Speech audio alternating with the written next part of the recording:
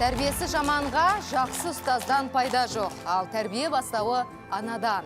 Бүгінгі аналардың бала тәрбиесіндегі басты ұстанымдары қандай? Армысыздар, эфирде Ақ мама тәрбиенің дұрыс жолын іздеп, бақытты болғысы келетін ата-аналарға арналған алғашқы жоба. Сонымен кезекті сайысымызда бақ сынайтын аналарымызды ортамызға шақырайық.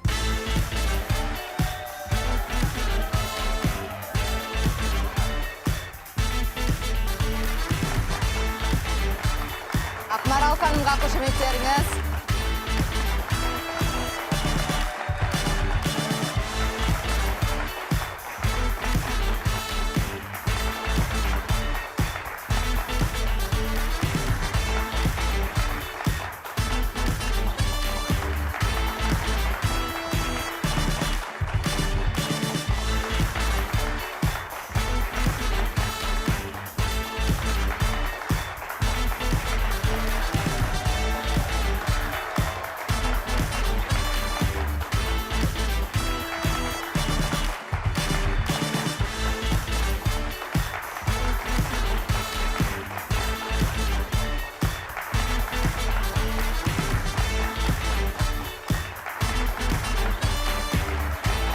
Қош көрдік. Араға 2 апта салып қауышып жатырмыз. Сағынып қалдық ба бір-бірімізді? Ендеше бүгін сағынышымызды басып, емін-еркін жағдайда әңгімелесіп, ананың хақ болмысын анықтауға талпынайық. Жобамыздың ережесін естеріңізге салып өтейін. Бағдарламаға 4 ана қатысады. Олар студияға келмес бұрын өзара жақын танысып, тіпті үйлеріне барып үлгерді. Бүгін олар бір-біріне 3 критерий бойынша баға береді. Ол бала тәрбиесі, тұлғалық дамуы, үй шаруасы. Сондай-ақ сарапшылар да жеңімпазды анықтауға атсалысады. Қонағымыздың әрқайсының қоржынында 5 балдан бар. Ең көп ұпай жинаған әйел жеңімпаз болып, Ақ мама алқасын алатын болады. Бүгін студиямызға арнайы шақырылған мамандар, психолог, психосомат Нұрлан Несіпбай мырза, балалар психологы Анар Есен, отбасылық коуч Қуаныш Жұмабай және психолог, журналист Сандуғаш Есенбек. Бүгін көрермендерімізге уәде еткеніміздей кезекті үміткер Айнұр Шапайқызы. Айнұр, сізге кімдер жанкүйер болып отыр? Бүгін студияда немесе теледидардың арғы жағында? Әрине, ол ең әуелі анам және 2 ұлым. Анаңыздың жасы? 66-да. Жақсы, ұзақ жасасын деп тілейміз. Ақ батасын берді ғой? Иә, әрине. Ендеше, экранға назар аударайық. Есімім менің Айнұр Шапайқызы, жасым 33-те, 2 бала тәрбиелеп отырған анамын. Үлкен балам есімі Тайлан, жасы 11-де, қазіргі уақытта спортты және домбыраны өте жақсы көреді, әсіресе күй шерткенді.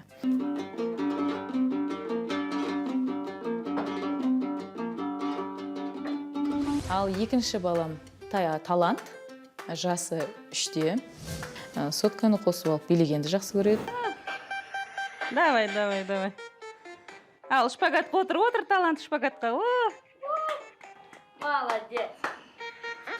Және де мен отырғызып қойып, өзіне көрермен қып, қол шапалақтаумен отырам. Яғни, енді сахнаны жақсы көретінін содан аңғардым. Сондықтан да жақындап, сол кастингтерге апарып, суреттерін жіберіп деген сияқты сол дүниені қолға алғаным сондықтан.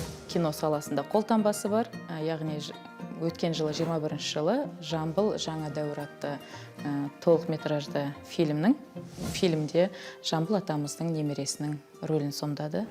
Уақытымның көп бөлігін балаларымның болашағына, яғни қазіргі іргетасын қалаудамын. Өзім көбінде шығармашылыққа жақын, жаңа жазғанды жақсы көрем. Мәнерлеп өлең оқып, сондай видеоларды түсірем.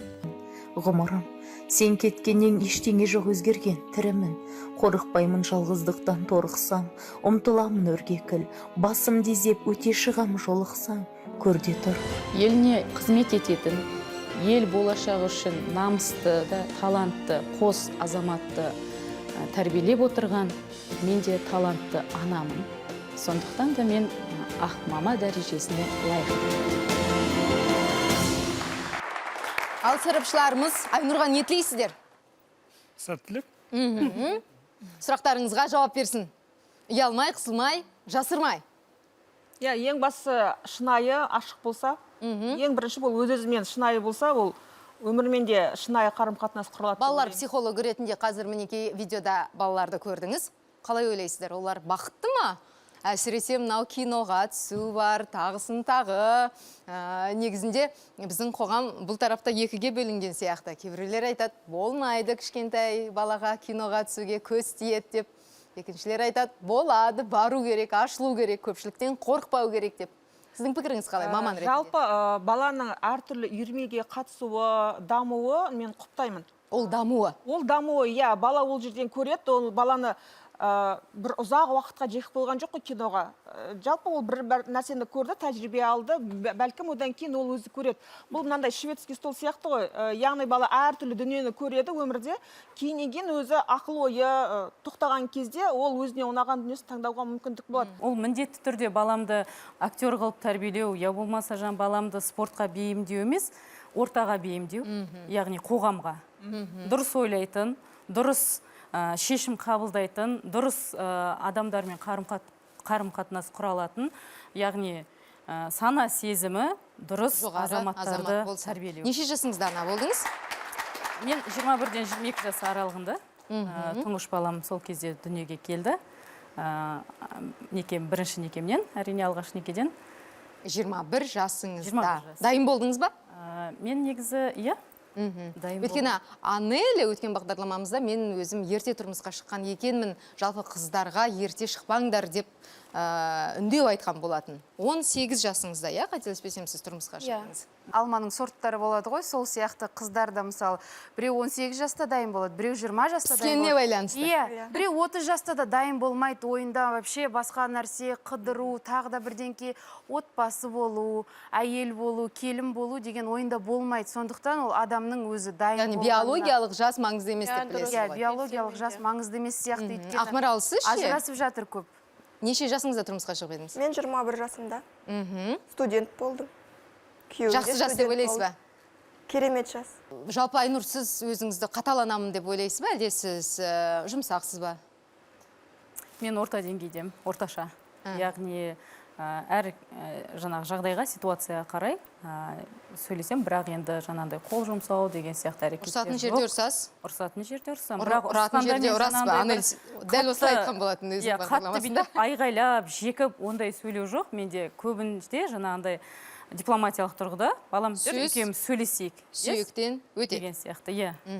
Мен де басқа ата-ана сияқты кешкісін екі балам екі жағымда жатқан қалай? Қиналам. Бұл сіздің басыңыздағы ой, сіздің басыңыздағы кедергі. Жан дүниесіндегі болып жатқан барлық арпалысты, соның барлығы сол әкесінің жоқтығынан болып жатқан күй сияқты. Таиланд классқа кірген кезде жаңа оқушылардың бірі, а у тебя отца нету, мама тебя без отца родила дейді. Кішкентай балаңыз өсіп, менің әкем қайда дегенде не деп жауап бересіз? Анама да күш келтірім келмейді, себебі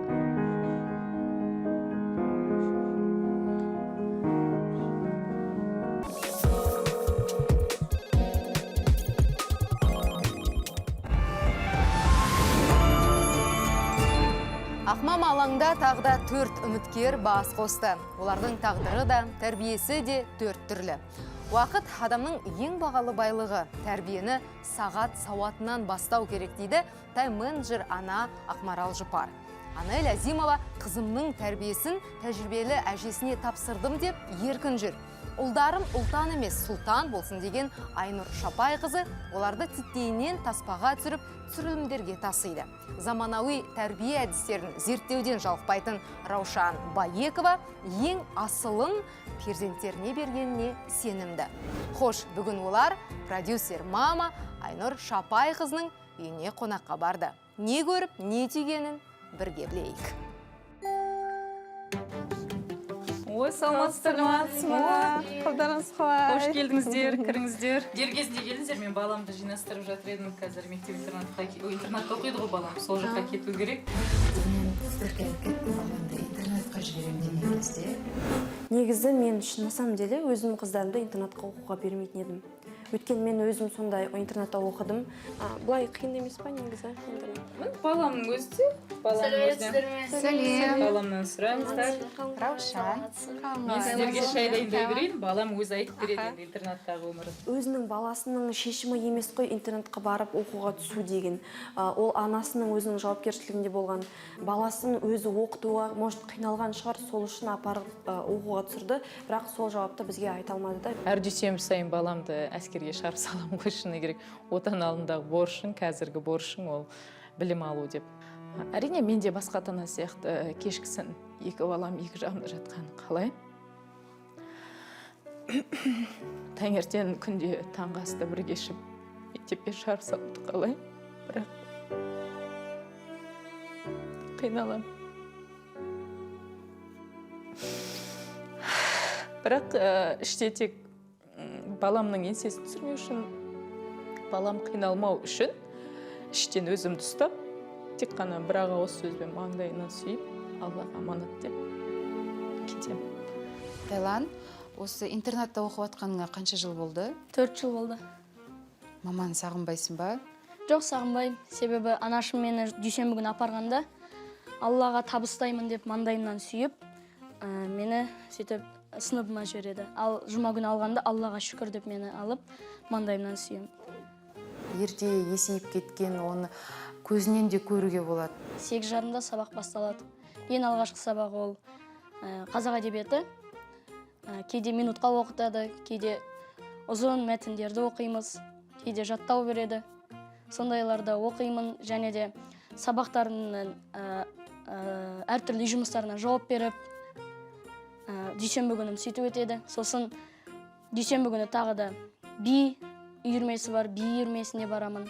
Ал келесі күні бокс болады. Бәрі по правилам болады, таңертең тұру, кешкісін ровно осы уақытта ұйықтау деген, телефон может жинап алады. Бізде мысалы телефон жинап алатын, біздің артық ақшамызды жинап алатын да. Біз барлығын тәрбиешінің жандай правиласымен жүретінбіз ғой. Ойламаймын, ол жақта еркін істеп қояды деп оларды. Интернаттағы балаларды әртүрлі үйірмелермен отвлекать ететін шығар, бірақ сол мейірімді көрмеген соң кейін жестокий болып өсе ма деп қорқамын. Интернаттың аты интернат, как будто өзің жалғыз барлық қиындықтармен күресіп жүрген сияқты боласың. Қорқынышта болатын сияқты бір жағынан, иә? Ондай нәрсе болмады ма сенде? Ең басында болды, бірақ одан соң үйреніп кеттім. Интернат туралы біз баладан сұрағанда, Тайланнан, ол кішкене қобалжып бастады, қолдары жыбырлап, одан кейін басында үйреніспедім деп айтты. Балалардың арасында мынандай бәсекелестік туындайды, көбіне жиі болып жататын жағдай. Қыздарды ұнатып қалып жатады арасында, төбелес пайда болады. Сондай конфликтқа жақын емессің бе сен? Мен төбелеске жақын емеспін, бірақ сонда да мектепте өзаралық бәсекелес болады. Мен оған жұмсақ қарауға тырысамын, себебі әлі өмір алды да. Сол кезде көмектесе маман шақырасың ба, или өзің сол жағдайларды өзің шешуге тырысасың ба? Анама мен еш нәрсе айтпаймын, себебі ол үйдегі тәрбие сыртта да көрінеді. Бұл уже көрсетіп тұр, что Тайланның өзінен өз тәрбиесімен өсіп келе жатқан. Интернатта детдом болсын, ренжулі өсетін сияқты бала. Өйткені ол басқа балалар сияқты әкесінің мейірімін, шешесінің мейірімін, жарайды ажырасқан болса да, хотя бы мамасының махаббатын алып жүрген балалар және интернаттағы балалар екі түрлі болып өседі деп ойлаймын. Менің бір жағынан інім болғандықтан, анамның кішкене ініме де назар керек, өйткені мен үлкенмін, үлкен жігітпін, өзіме өзім қарауым керек. Жаңа интернатта жүргенде мен самостоятельный былай айтқанда. Өзімді өзім оқытамын, өзім тырысамын, өзім жаттаймын. Түнде ұйықтайтын кезде жылайтынмын постоянно. Мысалы, мамамды сағынып жылайтынмын ғой. Алып кетіңдер, мен интернатта оқымаймын деп. Ол кезде мен де бір сенен кішімін, ол кезде 5-ші класста оқимын ба, сондай болатын. Бірінші түні мен сіз сияқты жылап шықтым, себебі бірінші түні жанында анам жоқ. Анама ешқандай ренжісім жоқ, себебі ана ол барлықтарымыз үшін асыл, керек зат, керек адам. Баласының көзінен көрініп тұр обидасы бар екенін, бірақ мамасын ренжіскісі келіп тұрған жоқ. Тайлан өзін мамасын қорғайтын бала болатын сияқты. Бірақ өзінің ойын, өзінің мақсатын бірінші орынға қоймайды, бірінші орында анасы және оның інісі болып тұр. Мен жауапкершілікті өзіме алғым келеді, себебі қандай жағдай болса да артымда інім бар. Оны мен қарауым керек, бағуым керек. Және де анама да күш келтірім келмейді, себебі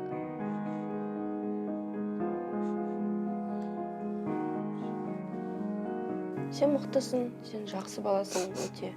Сенің тәрбиеңе, сенің айтып жатқан сөздеріңе бәріміз таңғалып отырмыз. Өйткені қазір ешбір бала, мен көрмедім осы уақытқа дейін, мысалы, шынымен осылай сөйлейтін баланы көрмедім. Жылап қалған кезде ол өзінің ішіндегі баланы көрсетті бізге. Ол әлі кішкентай, қанша ойы дамып кетсе де, ол әлі аналық махаббатты сезгісі келетін бала.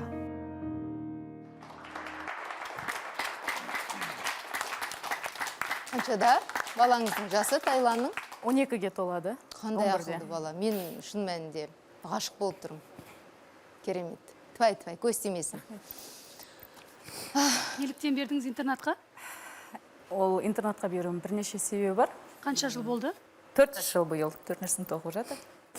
Алматы қаласында жаңағы тұрғылықты өзіміздің баспана болмағаннан кейін, бұл қазір барлығында көп адамның басындағы бар жағдай. Үнемі пәтер ауыстырып тұруға тура келеді. Сондықтан пәтер ауыстырғаннан кейін міндетті түрде жаңағы балаң оқып жатқан мектептің жанынан пәтер табылуы екі талай. Бала ол жақтан жаңа қоғамдық көлікпен жетемін дегенше, онысына қазіргі балалардың жаңағы рюкзагы өте ауыр ғой, кітаптары өте үлкен. Сол нәрсенің барлығын ойладым. Сюжетте бірнеше мәрте баланың анаға деген реніші бар деп айттыңыздар. Неліктен, қандай реніш? Ашық айтпаса да, енді мамасының көңіліне қарайды ғой. Бірақ менің ойымша ол интернатқа барған соң, ар жақта басқа ата-аналар сөйлейді.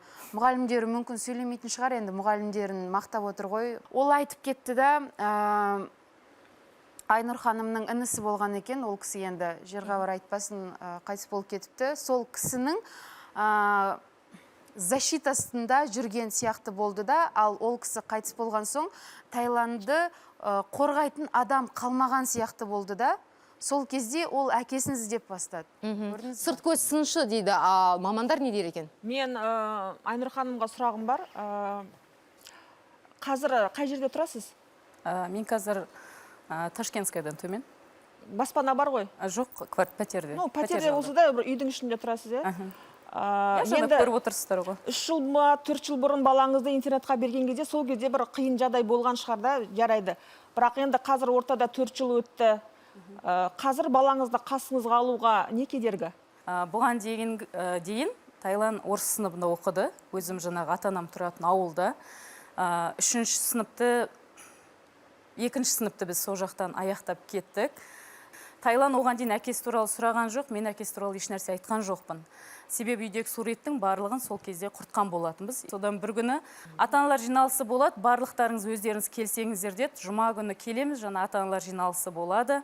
Баяғы классный фонд деген бар, сынып фонды, ол жасырудың қажеті жоқ, ол барлық мектепте жиналады. Ақша жинау. Сол мәселе болған кезде класс жетекші орнынан тұра салды, бұл ақша жинаудан Тайланның мамасы босатылады деді. Не себеп деп еді, бұл кісі мать-одиночка, енді орыс сыныбы болғаннан кейін бұл кісі мать-одиночка деді, жалғызбасты ана деді. Балалардың бәрі қарап қалды, жаңағы ата-аналардың барлығы маған бұрылып та қарады. Дүйсенбі күні бала мектепке барған кезде, жаңағы маған таңғалып тұрып қараған ана үйіне барғаннан кейін 6 жастағы баласына жалғызбасты ананың кім екенін жақсылап түсіндіріп беріпті. Содан ол бала мектепке келеді де қалған балаларға айтады. Тайланд классқа кірген кезде жаңа оқушылардың бірі, а у тебя, оказывается, отца нету, мама тебя без отца родила дейді. Сол үйге жылап келген кезінде анамның енді ол да бір ақылдылығы шығар, жаңа тойға шақыру билетке түскен фотомыз, соны сақтап қойған екен сандыққа. Ана бала ойбайлап жылаған кезде не істерін білмей сандықты ашып жаңағы суретті алып жүгіріп келіп, ойбай сен әкең бар, міне сен әкең. мынау деп. Содан ертесінде сабаққа сол суретті көтеріп барған ғой балам. Менің әкем бар деп. Ол кісі қазір қайда? Ол кісі Ақтөбе облысында, сол жақтың тумасы. Ендеше қазір экранға назар аударайықшы. Өте ауыр тақырып, әрине. Бірақ аналар Таиланднан оның әкесі туралы, жалпы әкесі туралы не ойлайтынын сұраған екен. Баландай бір қатты бір ашуланып кеп тұрған кезде домбыраны аластап, домбыраның үнін іздеп, бір өзіңді ашуыңды тоқтатып, сондай бір жағдай бола ма бір? Иә. Бір Көп құлшыныс ондай кезде, келіп. мысалға әке толғау деген кездесердім.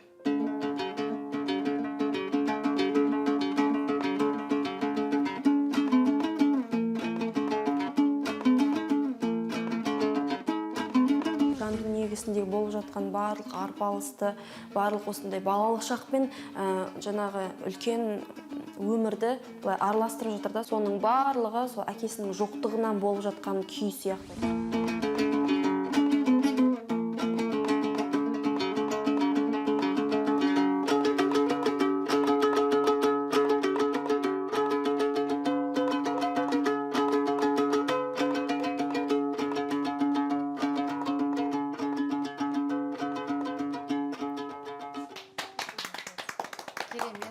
Ал бұл күйде қандай сезім болады сенде? Әкемді сағынғанда шертемін. Әкем айтқан, саған обязательно келем деп. Ал әкеңе осы өзің ренішің туралы анаңнан бөлек айтып көрдің бе, әкеңмен сөйлесіп? Әкеме мен ешқандай өкпем жоқ. Деп мен де ойлағам кезінде. Мен сенген жоқпын. Таиланд әкесімен сөйлеспейтін сияқты, мүлдем кездеспеген сияқты осы уақытқа дейін. Ұнағаны Айнұр әкесін жаман қып көрсетпейді балаларына. Және де әкем мен өте жақсы адам. Мен қиналған уақыттарда маған қолдау көрсетеді, алыста жүрсе де. Және де әкем маған кейде сүре жаттатып тұрады, алыста болса да. Ол айтпағанмен көзіндегі мұңы көрініп қойды. Іштей ренжитін сияқты. Мамама осы 8-ші наурызға арнап бір кішігірім 2 куплетті өлең жазып берген. Айтып бересің ба бізге? Ана деп соғады жүрегімде. Бар махаббатты берген келбетіме, білмеймін тоңғаным ба, толғаным ба, анашым бір сізге қарағаным. Анашым мәңгі махаббат, мәңгі өмір. Анашым мен сізді сүйдім мәңгі. Анашым мәңгілік өмір жаса, мен сізді мәңгілікке сүйем ана. Бір ішіндегі махаббатын жеткізе алмай жатқан сияқты. Маған да сондай махаббат берші деп айта алмай жатқан сияқты анасына.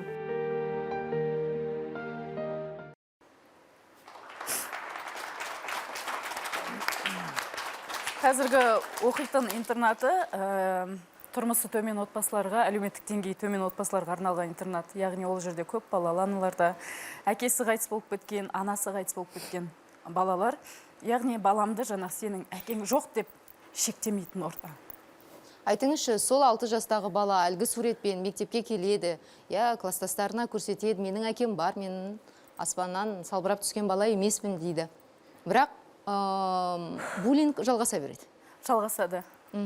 Содан Тайланның туған күні жақындап қалды. Бұл жаңағы оқиға сәуір айының басында болды Тайланның. Сол кезде сіз не істедіңіз? Балаңыз жылап келген кезде оған бір жұбату сөздерін айтып. Мен үйде болған жоқпын ғой, мамам мен папам екі жақтап түсіндіріпті. Содан жаңағы жағдайды айтқаннан кейін балам мен қасыма келді, жай ғана отырды, анашым, мен әкем қандай адам деді. Сол уақыттан бастап балам алғашқы сұрағаннан бастап. Сіз жақсы жылы сөздерді айттыңыз. Ешқашан өзіме рұқсат бермеймін, бергенде емеспін жаман нәрсе айтуға. Бір сұрақ қойыншы, Таиланд бірде бір рет болса да көрді ме әкесін? Өмірде? Тек қана видеозвонокпен көрді. 21 жылдың қаңтар айында. Айтыңызшы, мамандар, дұрыс шешім қабылдады ма ана? Сол ортадан кету, басқа ортаға апару, осы құтқару ма ол баланы? Мен ол тығырықтан шығудың жолы емес. Өйткені сіз басқа қай мектепке апарсаңыз да, сіз тағдырдан қашып құтыла алмайсыз ғой. Дұрыс па? Сондықтан барды бар күйінде қабылдасаңыз, бір мына жақта сізді, балаңызды ренжітпейді деп айта алмаймын. Неге? Өйткені Анелдің өзі айтып отыр, интернатта неше түрлі қысым да болды, қорқыныш та болды. Бірақ біз өз проблемамызбен өзіміз күрестік деп. Тайланның бойында дәл сол қасиет қазір. Мені ешкім қорғамайды, керісінше мен өз-өзімді қорғауым Мен керек. өзім интернатта оқығам. Бала емес та, ересек адам сияқты. Мен өзім интернатта оқығам. Сондықтан жалпы қоғамға, ортаға мені бейімдеген интернат. Сондықтан да қай уақытта да сенің проблемаң, сенің қиындығын ешкімге керек емес. Сөзіңізді бөле кетейінші, Айнұр ханым, ол сіздің кезіңізде ондай Мен сөзімді қастандық аяқтап жоқ болған. Жоқ, мен сөзімді аяқтап алайын. Қазір балалар өте Сондықтан- ашушаң келеді. Иә, мен оның барлығын білемін, иә. Жаңағы сөздің өзі, баланың ішіндегі агрессия, сенің әкең жоқ деген нәрсенің өзі соны айқындап тұр. Яғни өзім сол нәрсемен өз-өзімді тәрбиелеген адамын, және де баламның қасында ер азамат болмағандықтан, мектепте жаңағы дене шынықтыру ағайы бар, яғни директордың орынбасары бар, ер кісі. Сол жердегі пән мұғалім математикадан беретін кісі, ер кісі. Яғни мен баламның жаңағы жалғыз жаныңдағы қорғаушы інім мен әкем еді, солардың орнын мұғалімдермен алмастырдым. Ол қазір интернатта, қазіргі кезде, иә? Қазірде интернатта оқиды.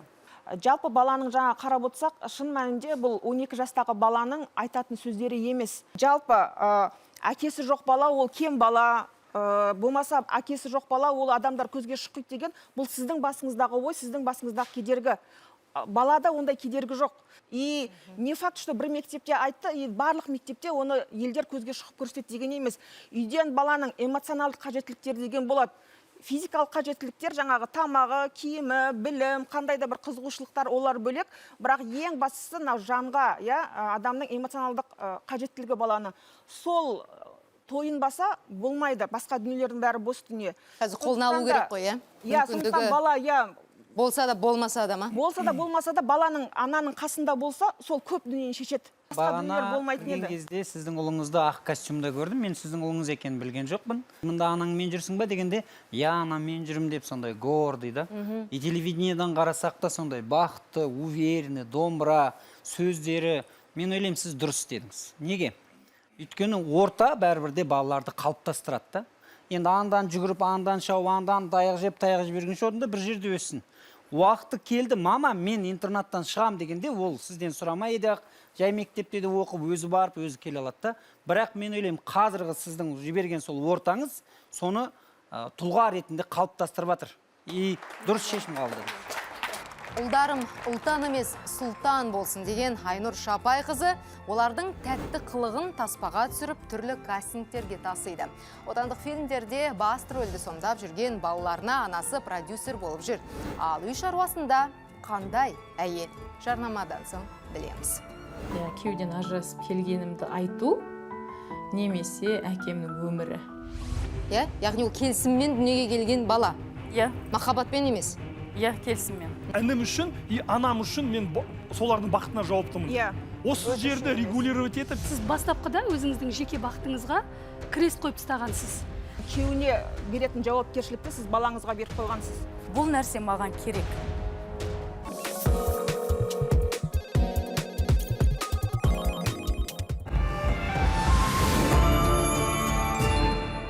Эфирде Ақ мама бағдарламасы. Бұл ана мен баланың бақытына жол іздейтін жалғыз жоба. Мұнда сан қилы тағдыр мен түрлі тәрбиесі бар жандар жақын танысады, өзара сайысады. Баланы тым еркелетсең, бетімен кетеді. Сондықтан ересек өмірге тез бейімдеу керек дейді Айнұр. Ал Раушан мұнымен келіспейді. Баланы еркелету маңызды, бетінен қақпай не сұраса да алып беремін дейді. Блогер мама Анель бесіктен белі шықпаған бөбектерін ұқыптылыққа, тірлікке бейімдейді. Балаларын таңғы 6-да ұйқыдан оятып алатын Ақмарал оларға уақыттың қадірін үйретіп жүрмін дейді. Сонымен қай ананың тәрбиесі үздік? Мұны финалда білеміз. Әкесі қайда? Осы сұрақтың жауабын сіз біздің аналарымызға берген екенсіз, тәптіштеп түсіндірген екенсіз. Нұрлан мырза, экранға назар аударсақ. Нұрлан мырза, сіздің сұрағыңызға видео жауап всегда. Тұрмысқа қалай шықтыңыз? Тұрмысқа мен ол жігітпен сөйлесіп, негізі Ақтөбенің азаматы, ол енді сөздің шында ұнату болды, жақсы көру болды, күту болды дегендей. Сөйтіп 4 жылдай біз телефонмен сөйлесіп жүрдік, хабарласып жүрдік. Ол Ақтөбеде, мен Алматыда. Сонымен енді ол тараптың енді сезімін білмеймін, бірақ мен тараптан шыны керек сезім болды, ол мойындаймын. Менің ойымша бұл бір сұмдық. 4 жылдың ішінде кездесіп, көрісіп, білмеймін енді. Еркек адам өзі вниманиясын бөлмеген соң, оның артынан барудың қажет жоқ деп ойладым. Қанша жаста болдыңыз? Мен 21-де. Танысқан кезде? Танысқанымызда 17-те. Солай ұзатылдым. Кәдімгі барлық қыздың арманындағындай ұзату тойым болды, Аллаға шүкір. Не себепті ажырастыңыздар? Себеп үшінші адамның ортаға араласуы.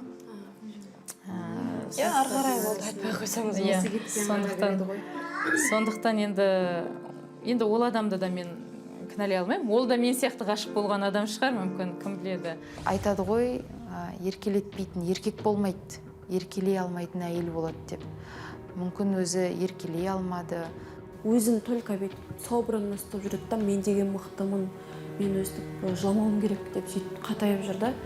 Кішкене қысым өте көп болып кетті. Себебі сен күйеуің басқа біреумен тұрып жатыр. Сен ата-енең үйінде жүрсің де. Менде тағы да айналып келгенде, мен шынымен де тұрмыстан шығып, күйеуден ажырасып келгенімді айту, немесе әкемнің өмірі. Әкем ол нәрсені білмей кетті өмірден. Қайтып кетті ма? Сол аралықта мен босанғанға дейін квартирада тұрдым. Бірақ ешкімге айтқан жоқпын. Себебі әкем менің күйеуден қайтып келгенімді естісе, мен білдім ғой қиналатынын. Сондықтан өзімді жинап, ең қиыны бірақ әкем хабарласқан кезде, дөтше қалың қалай, Ақтөбеде ауа райы қалай деген кезде салқын деп отыратын. Шын мәнісінде бір Алматыда отырмыз екеуміз. Мүмкін ол әкесіне айтқанда, міне менің күйеуім өстіп жатыр, маған осылай жаман қарап жатыр, мені өстіп қорлап жатыр десе, мүмкін әкесі барып, сен немене, менің қызымды неге қорлайсың десе, менің қызым саған не, даладан табылған мусор меді деп, мысалы, тряпка меді, қолдан тастай салатын деп, сілкілеп жағасынан алса, мүмкін оны сыйлайтын беді. Бұл жерде айта кетейін, жаңа қыздар түсінбеген екен, негізінде біз Алматы қаласында таныстық, бұл кісілер бізді телефон арқылы танысып, солай араласқан екен деп ойлаған екен, кейіннен айтып жатыр. Сіз өзіңіз сөйтіп айттыңыз да, 4 жыл бойы араластық телефонмен, ол ар жақта, мен мын жақта, сосын ойладым, қалай бұл? Қазақ қоғамында қайтып келген қыз жаман деген түсінік бар. Сондықтан да қазір біз Анелдің де тағдырында, Айнұрдың да өмірінде тура осы жағдайдың қайталанып жатқанын куәсі болып жатырмыз. Егер Анел өзінің ата-анасына айтса да, олар қабылдамады, сондықтан да ол жалғыз өзі босанды, тағысын тағы қиындықтарды көрді. Сіз айтпадыңыз, өйткені тап осы сөздер сізге айтылады, немесе әкеңізге ауыр тиеді, дедіңіз де, осыны сақтап қойдыңыз. Сақтап қойдым, себебі ол кезде әкем инсультпен жатты үйде. Ақиқатты білмей дүниеден кетті. Себебі деп ойлайсыз. Себебі ол менің жаңағы 1 жарым ай Таиландда босанғанға дейін тұрған кезінде қиындықты мен туыстарының ешқайсысы білмейді. Ағайын туыстарым ешқайсысы білмейді, бір ғана анам білді. Және де мені роддомнан алып кетуге келген кезде, перзентханадан анам, сонда әкеме айтып кетіпті, кеше ғана пойыздан түсіпті де толғағы басталып, перзентханаға алып кетіпті. Яғни маған да дочен папаң жағдайын көріп тұрсын, әкең жағдайын көріп тұрсын, осылай қалдырайық. Ешкім білмей ақ қойсын, екеуміз ғана білейік деп. Бірақ жаңағы әкенің сүйікті қызы болудың оның өзіндік құны бар дегім келеді. Сіз сүйікті қызы болдыңыз? Кенже қыз болдым, папам үнемі жекеменшік қызым дейтін, маған тура шан жұқтырмайтын енді шыны керек. Сіз айттыңыз ғой, сүйікті қызы болдым деп, қанша бауыр болдыңыздар? Біз негіз 6 ағайын дедік. Менен кейінгі інім қайтыс болды 2014 жылы. Ең негізгі үлкен соққыны мен сол кезде алдым, себебі екеуміз өте жақын едік. Тете болғаннан кейін екеуміз бір егіз қоздай жүретінбіз. Мен үшін сол кезең өте ауыр болды маған. Әлі күнге дейін енді туыстарыңыз сіздің жаныңызда емес пе? Теріс айналды? 6 ағайын қайда дегенім ғой? Жаңағы менің батыста тұрмыста болдым ғой, сол кезде бір керемет сөзді сол жақтан үйреніп келгем негізі. Қазаны байқысқаның қайғысы басқа деген. Қарындастың айтуы бойынша әкесі өте керемет адам болды. Бұл нәрсе чрезмерная опека деген нәрсе. Әкем керемет болды, мықты болды. Мен күйеуге шыққан кезде менің күйеуім сондай болса деген ниет болған кезде, қыздың өмірінде әкесі сияқты еркек адам болмайды. Өйткені әкесі жеке тұлға, ол бірегей, ол еркек. Ол дара. Ол дара. Уникальный дейді ғой, дара. Ондай болмаған кезде әйелі іштей сол энергия сезіледі и денесі оны отражать етеді. Ол нәрсе отражаться етілген кезде или ол еркек қашады, өйткені оригинал зарядка дұрыс істемегеннен кейін, өйткені сезіп тұр ғой, что-то заряд дұрыс бермей жатқан. Ол не істейді? Ол шеттен барып зарядка іздейді. Қуаныш мырза, балалар психологына қарсы шығып интернетқа бергеніңіз дұрыс деді. Өйткені орта оны тұлға етіп қалыптастырып жатыр деді. Осы тұста біздің мамаларымыз балаңыздың жеткен жетістіктері жайлы сұраған екен. Көрейік, экранға назар аударсақ. Күшті екен, медальдары. Балаңыз молодец. Қандай жетістіктері бар мына жерде? Ең бірінші сыныпта қатысты республикалық байқауда 3-ші орын алды. Одан кейінгісі осы мынау болу керек. Ол бұл Шымкент қаласына барып, мүлдем ойымызда болған жоқ. Жай ғана қатысамыз да қайтамыз деп еді, бірақ ең артынан жаңа сіз гала концертке қаласыз деген кезде балам бірден маған қарап, мама мен бас жүлдем ба дейді. Өзім де түсінген жоқ, менді мүмкін просто қатыстырып жатқан шығар деп, бірақ шынымен де марапаттау рәсімі кезінде бас жүлде Атакелді Таиланд деп шақырған кезде енді баламның қуанышында шек болмады. Әр ата-ана солай баласының жетістікке жетіп жатқанына қуанатын сияқты. Мен де сөйтіп жасайтын едім. Ол баласымен мақтанып жатыр. Өзінің жетістікке жетпеген соң баласымен мақтанады ғой әйел адам. Бұл сонда қандай өнер үшін алды? Бұл көркем сөз, мәнерлеп оқу. Бас жүлде көктем гүлі әз наурыз дейді. Наурыз кезінде, Ол әртүрлі конкурстарға қатысып жатыр. Мүмкін оны анасына дәлелдегісі келеді. Айтады ғой, балаға махаббатты бермесең, ол махаббатты пытается заслужить. Балаңыз өте өнерлі екен, жан-жақты екен. Бұл сіздің үлесіңіз ба, немесе сол қазір барып жатқан интернеттағы мұғалімдердің үлесі ма? Жалпы бұл Таиландның кішкентай кезінде бастап ортаның әсері деп ойлаймын. Жан-жақты екен, соған үлес қосып жатқан Айнұр емес, ол интернат сияқты. Сіз бағаннан бері үлкен балаңыз жайлы айтып жатырсыз ғой көбіне. Кіші балаңыз немен айналысады? Кіші балаңыздың мінезі қандай? Екеуі мінезі өте әртүрлі. Мүлдем бір-біріне ұқсамайды. Кішкентайым есімі Талант, ол Талант деп атын Таиланд өзі қойды айтпақшы. Өзіне ұқсатып. Жамбыл атамыздың 175 жылдығына байланысты Жаңбыл жаңа дәуір деген фильм түсірілді, толық метражды. Сол фильмде кішкентай талантым Жамбыл атаның немересінің рөлін ойнады. Сырт көзге күшті көрінеді, бірақ түсірілім қалай өтеді, қандай условияда өтеді, киноны қалай түсіреді деген интернеттен жазып көрсеңіздер, ол өте қиын. Балаға тем более қиын. Тегін түскен жоқ шығарсыздар, гонорар берген шығар ба? Ол жақта гонорар болды. Мен араласқан жоқпын, бала өзі жүрді съемочный площадкада. Қанша жаста болды ол кезде? 3 жасқа толар, 2 ай жетпей. Балаларына сол нәрсені ерте жастан ақша табуды міндеттеп қойған сияқты. Бала деген бұндай кезінде развивашкаға бару керек, білмеймін енді. Шамасы жеткенше бір секцияға апару керек. Альзаби деген топ, сол топтың клипіне түсті, жаңа кішкентайым. Оның алдында «Время патриотов» деген толықметражды фильм. Ол жерде басты рөлдегі жігіттің балалық шағын ойнады. Мен ойымша Айнұр балалардың гонорарына күн көріп жүр.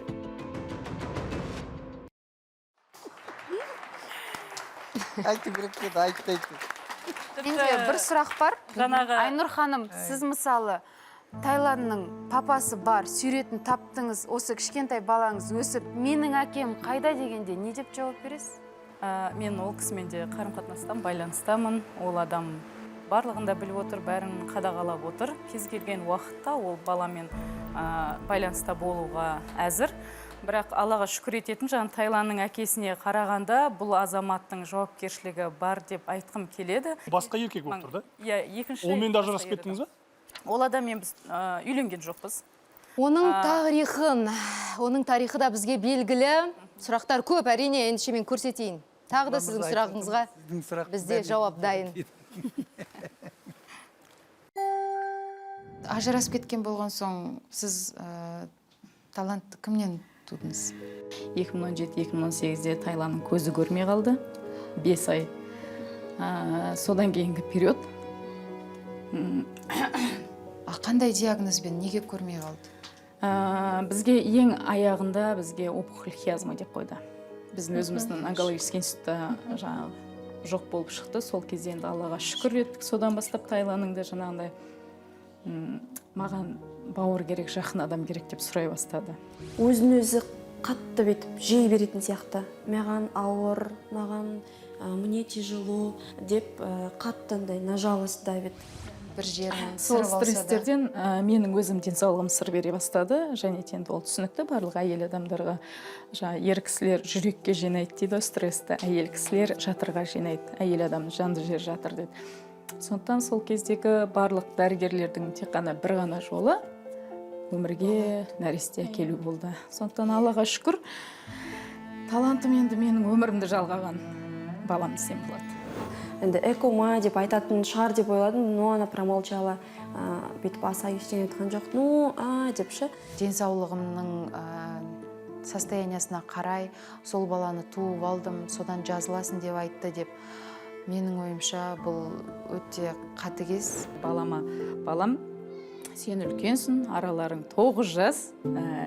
Сен қандай болса, бұл сенің жасағанын жасайды деген сияқты сол түсінікті, жауапкершілікті жаймен деп түсіндіре бастадым. Нұрлан мырза, алдыңыз ба жауапты? Жауапты алдым, бірақ до конца емес. Бұл жерде бізге де шын мәнінде әлі де түсініксіз деу, иә? Сіздің әңгімеңізден 3 түрлі диагноз естідім. Бірінші жаңа женский заболевание, жатырдағы проблема. Екіншісі баланың көзі дұрыс көрмей қалды. Үшіншісі судорога. Үшіншіден бастайын. Судорога бала өмірде анасының, не болмаса әкесінің үмітін ақтай алмайым деген кезде судорожына эпилепсияға кетеді. Инстинкт самоуничтожения дейді. Екіншісі көзінің көрмеуі, бала 13-14 жасқа дейін анасының ішкі әлемінің айнасы. Анасы бұны көргенше көрмей қойғаным артық. Құдайдың беріп жатқан нәрсені көргенше көрмей қойғаным артық деген кезде баланың көзіне сондай болады. Интернатқа келгенге дейін болды. Жаңағындай себебі мен Талдықорғанда жұмыста болдым. Осындай сұрақтарды сіз өзіңізге қойып жүрдіңіз. Әрине қойып. Мен әрбір маманың айтуы бойынша сол сіз іште өзіңізді жедіңіз, нәтижесінде ол баланың көзіне әсер етті деп айтып. Жаңағы сіз қалай баланы көргім келмейді деп па? Мен баланы емес. Мынау қиындықтарды, неге осы қиындықтар маған берілді? Осы сұрақтар бар. Мектепте сіздің балаңыз біраз әділсіздікті көрді. Дұрыс па? Айтылды. Ондай нәрсені кім көргісі келеді? Бұл жерде мақсат ақиқатты тауып шешімді бағыттау. Інісінің әкесі бар дедіңіз. Яғни ол келісіммен дүниеге келген бала. Махаббатпен емес. Келісіммен. Сіз өтініш жасадыңыз. Белгілі бір тұлғаға. Оның отбасы бар әрине өзіндік. Сіз бірден уәде бердіңіз бе? Мен сенен еш нәрсені талап етпеймін, тек қана талабым жоқ. Мен ешқандай сенен еш нәрсе сұрамаймын. Егер өзің мен араласып тұрайын десең, мен қарсы емеспін дедім.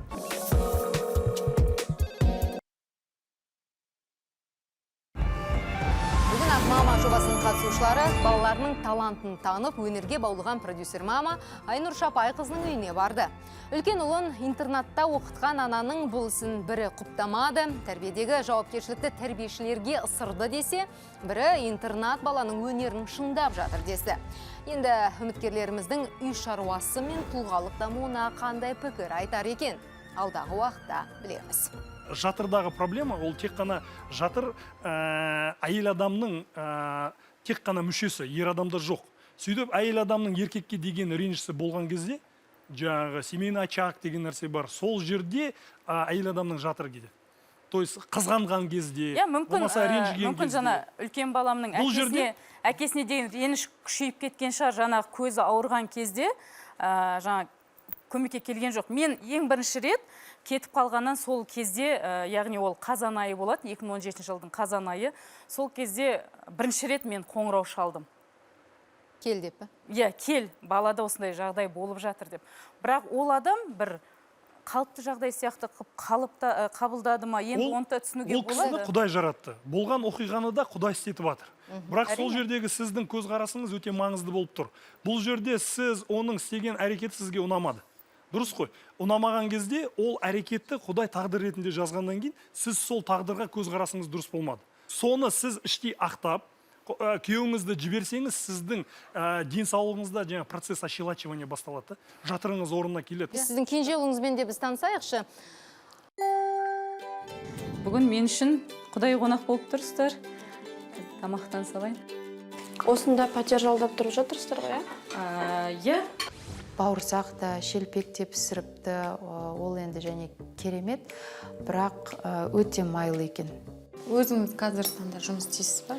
Қазір жұмыс жасаймын, бағанағы айтқанымдай, енді редактировать етіп беремін деген сияқты, орыс тілінен қазақ тіліне аударып беремін деген сияқты, сондай жұмыстарды, және қосымша өзімнің айналамдағы көршілер бар, сондай таныс өзімнің қыздар бар, солардың барлығы өздерінің қыздарының, балаларының дикциясын қойып беруімді сұрайды, жеке сабақ өткізуімді сұрайды. Енді кім біледі, алдағы уақытта ол да негізгі кәсібіме айналатын шығар, себебі сұраныс көбейіп бара жатыр, Аллаға шүкір. Енді негізі мамандығым емес еді ол.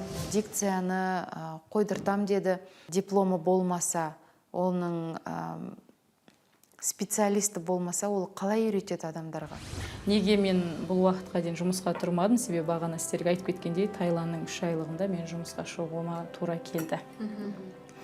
Сондықтан балама көп уақыт бөле алмағаным үшін кәдімгідей өзімді кінәлі сезінем.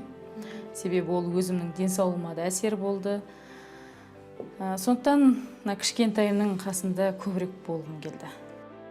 Таланттан сізді қызғанбай ма? Мысалы, сіз Таиландға бермеген махаббатыңызды, уақытыңызды бөліп жатсыз ғой қазір талантқа. Мен өзім қараймын ғой, балам, сен осылай ойлап жүрген жоқсың ба деген сияқты сұрақты мен өзім қоямын. Сондықтан Таиландның жауабы, мен атамның махаббатына қанып өскенмін, Аллаға шүкір деді. Балаға еркінмін деп те айта алмаймын, қаттымын деп те айта алмаймын. Ең негізгі қағидам балаға сенім артып үйрену керек, әсіресе ұлы балаға. Бала деген еркелеу керек, бала деген емін-еркін сөйлеу керек. Жаман жағдайға ұрынып қалса, анасына көз жасын көрсетпесе, проблемасын айтпаса, ол не үшін ана болып жүр? Бұл жердегі барлық жауапкершілік тек Таиландның бойында тұр да. Сол жауапкершіліктің бәрін анасы артып қойған сияқты. Сен деген еркексің, сен деген осы үйдің еркегі болу керексің, сен деген осы үйдің тірлігін сен істеу керексің, бәрі сенің мойныңда деген сияқты. Өйткені ол бала ғой әлі. Міне мен айтпақшы, кішкентай, бағанан бері кішкене ойнады өзі. Няня, сен няня дейсің ба қандай? Сүт па?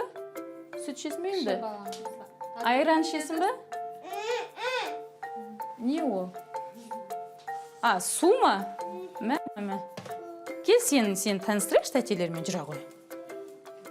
Айтшы, кім? Сен кімсің? Атын кім? Мама қайсы? Бұл мама? Сен? Тәте?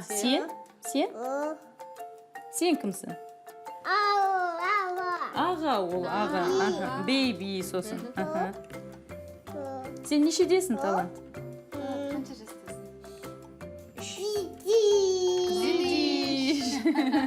Мультфильммен айтамыз.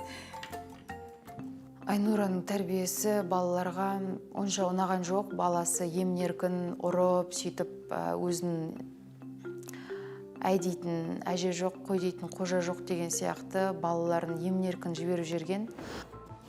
Талант шақырасыз ба, сөйлесіп? Талант. Мен балам Келе қойшы, балам. Келші, өтініш. Келе қойшы. Қараш, мен саған кәмпит беремін.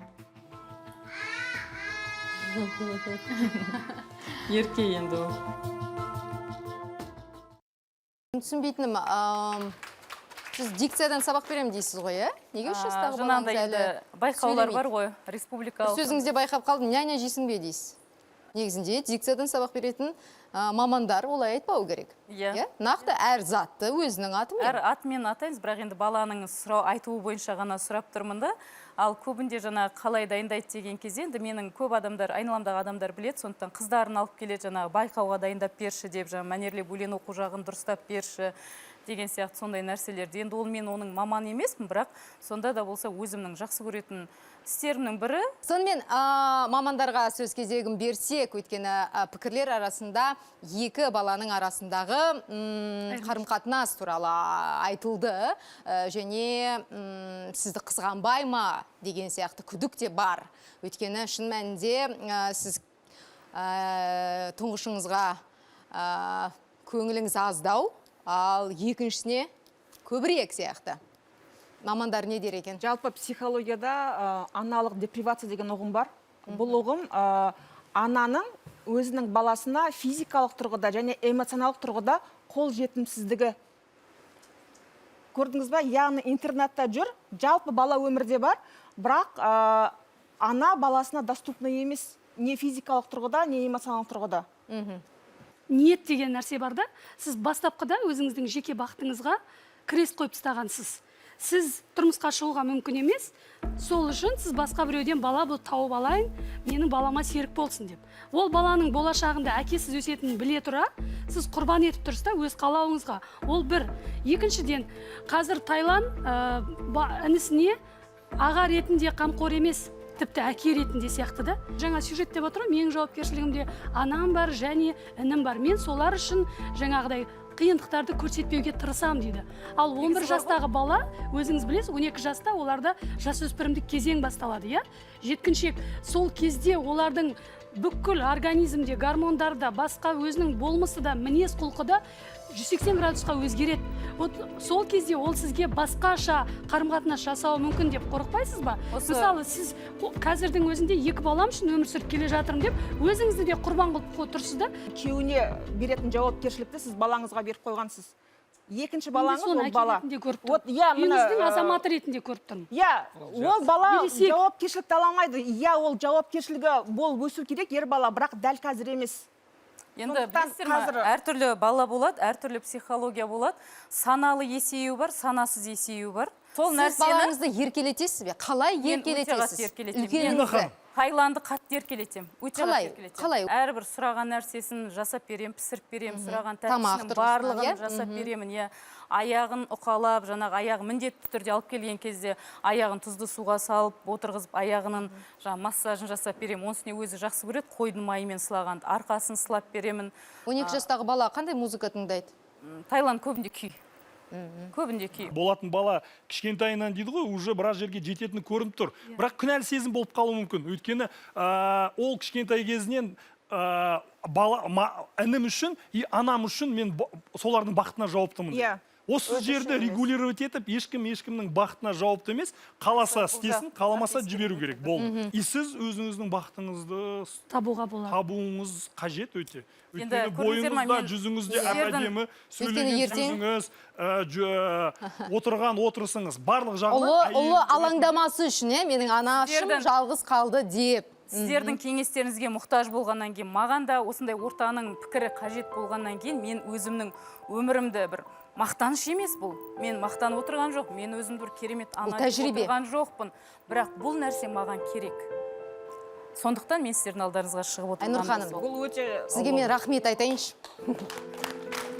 Өйткені ақтарылып айту, ол батырлықты, ер жүректілікті қажет етеді. Мен тағы да айттым, бағдарламаның басында да айтып жатырмын. Мен сіздің ұлыңызға ғашық болып тұрмын да. Рахмет. Ендеше экранға назар аударайық, аналарымыздың Айнұрға қойған бағаларын білейік. Ана үй шаруасына 5, бала тәрбиесіне 3, тұлғалық дамуына 2 қойыпты. Ал Анел, төменгі бағаңызды ма, жоғары бағаңызды ма? Қайсын түсіндіріп өткіңіз келеді? Жоғарысын тыңдашы. Жақсыдан бастайық па? Жоғарғысы, жақсыдан бастайыншы. Үйлерінде сондай тазалық, потому что бала... Маған қарағанда бәрі таза дейсің ғой, ә? Солай сияқты ғой, білмеймін, енді мен түнімен ұйықтамай жинасам да төмен балып қалдым ғой. Ал дамуына, өзін өзі дамытуына кішкене көңіл бөлген дұрыс сияқты. Балаларым деп өзін кішкене шетке ысырып қойып жатыр. Тұлғалық дамуға 3 деп қойған себебім, бірінші құрбан состояниясынан шықса деймін. Жан жақтан аяу емес, менде қолымнан бәрі келетін тұлғамын деген сияқты сенімділікті артса деп ойлаймын. Автор. Рахмет. Бала жағынан 3-ке мен енді жаңағы Таиландға қатты жүрегім ауырды. Шын жас өспірім кезінде маманың махаббаты аздау сияқты болды. Айнұр Шапай қызына аналардың берген бағасы осындай болды. Ертең финал. Кіл мықтының ішінен ең мықтыны бірге анықтаймыз. Оған дейін ізденімпаз мама Раушан Баекованың бала тәрбиесіндегі ерекше әдістерінің дұрыс не бұрыстығын талдаймыз, талқылаймыз. Баланың балалық шағы патшаның тағы, ал ақылды ата-ана оның бағы. Сау болыңыздар.